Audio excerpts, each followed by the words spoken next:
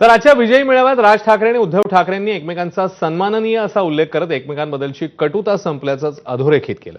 पाहूया. सन्माननीय उद्धव ठाकरे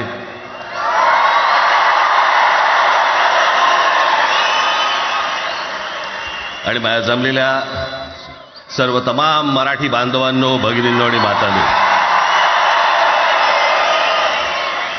बऱ्याच वर्षानंतर राज आणि माझी भेट व्यासपीठावरती झाली.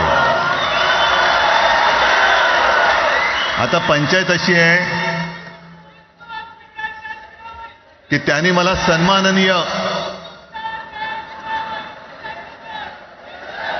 उद्धव ठाकरे असं बोललेलं आहे.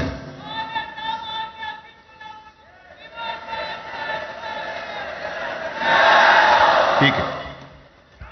आणि साहजिकच आहे की त्याचंही कर्तृत्व आपण सर्वांनी पाहिलेलं आहे. म्हणून माझ्या भाषणाची सुरुवात करताना सन्माननीय राज ठाकरे